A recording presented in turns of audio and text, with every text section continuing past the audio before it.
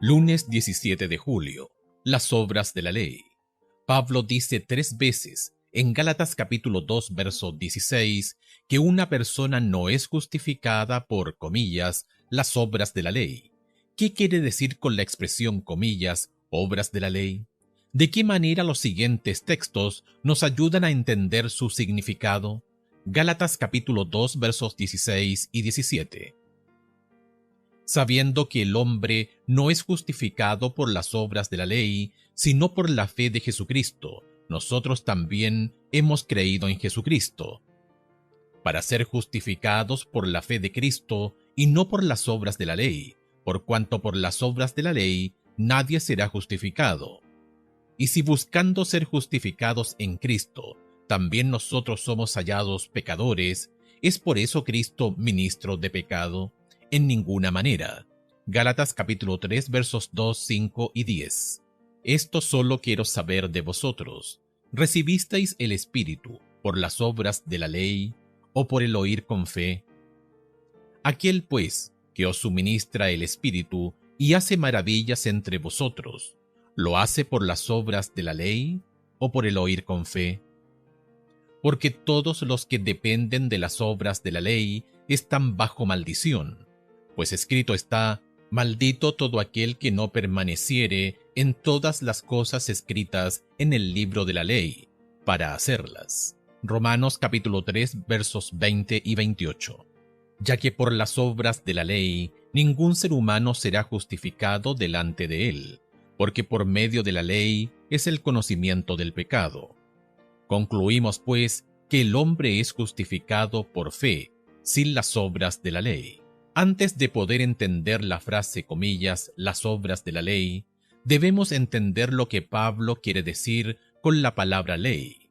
La palabra ley, nomos en griego, se encuentra 121 veces en las cartas de Pablo.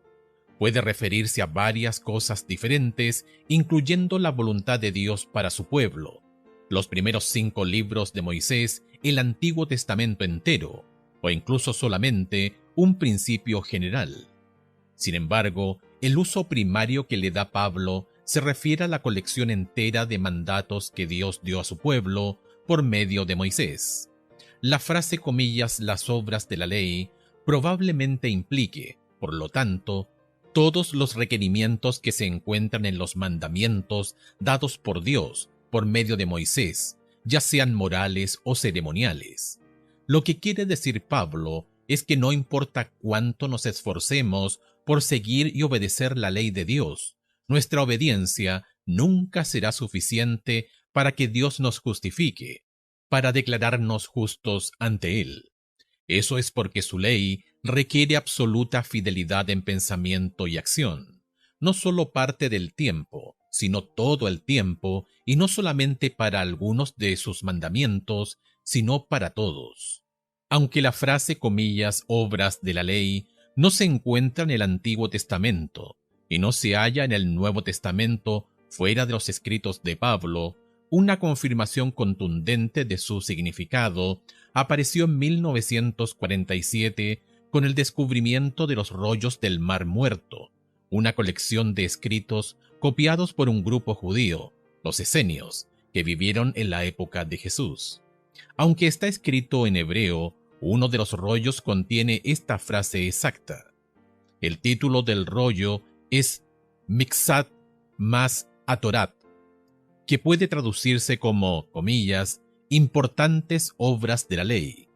El rollo describe varios temas basados en la ley bíblica con respecto a prevenir la profanación de cosas santas, incluyendo varias que marcaban a los judíos como separados de los gentiles. Al final, el autor escribe que, si seguían estas, comillas, obras de la ley, serás considerado justificado ante Dios. A diferencia de Pablo, el autor no ofrece al lector la justificación sobre la base de la fe, sino sobre la base del comportamiento. En tu propia experiencia, ¿cuán bien guardas la ley de Dios? ¿Realmente sientes que la guardas tan bien que puedes ser justificado ante Dios sobre la base de tu obediencia a la ley? Ver Romanos capítulo 3 versos 10 al 20. De lo contrario, ¿por qué no? ¿Y cómo te ayuda tu respuesta a entender el énfasis de Pablo aquí?